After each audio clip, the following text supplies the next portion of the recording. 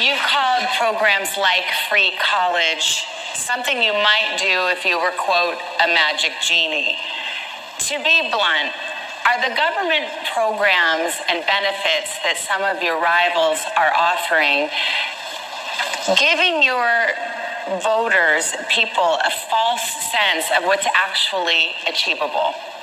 Well, So the first thing is that studies have shown that 70 to 75% of kids' academic performance is determined by out-of-school factors.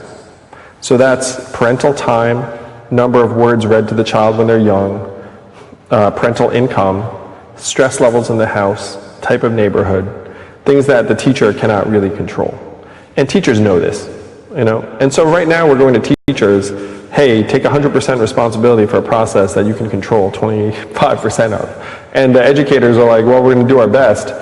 So the data shows that if we wanted to get serious about improving our educational systems, what we would do is we'd give the kids a better chance to learn by putting money directly into their households.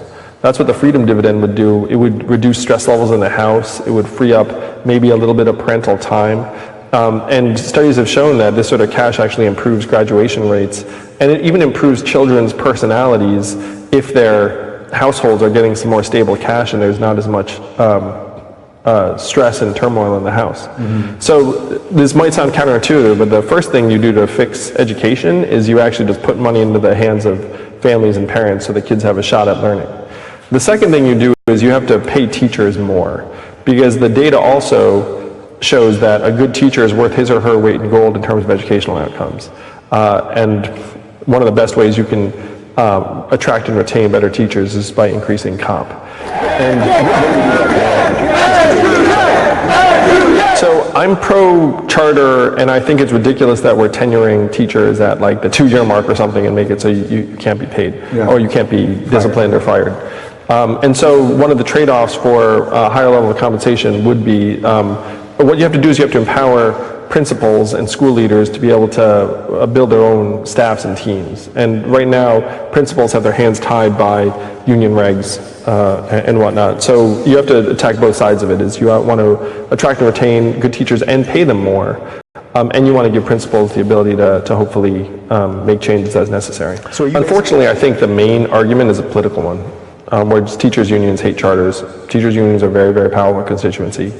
And so some politicians have said, I'm better served by getting behind this point of view. Here's the thing about education I want to hit, is that so many of the Dems are talking about free college, free college, free college.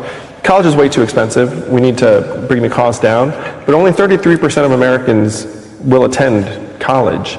67% will either not go to college, or they'll attend like a 2-year associates or community college. So what we have to do is we have to dramatically invest in vocational technical training and apprenticeship programs. Right now, only 6% of American high school students are in technical training. In Germany, that's 59%. Mm-hmm. So think of that gulf. And then we have to destigmatize trade jobs. We have to get Mike Rowe of Dirty Jobs and me as president in the White House being like, these are great jobs. And then we have to get all these high school kids to say like, look, college is not for everyone. Right now, we're trumpeting this fantasy that college is the end-all, be-all. College has gone up in price 250%, which is its own set of problems. But the 6-year graduation rate from a 4-year college right now is only 59%. 4 out of 10 kids who are starting college are not finishing within 6 years because they probably should. I mean, I'm not, and again, it's like the minimum wage. It's like, am I for bringing down the cost of college? Yes. Am I for pretending that's going to be like the cure-all for like our current economic ills? No, because it's not. And again, the underemployment rate for recent college grads is 44%. That does not change if I make it free.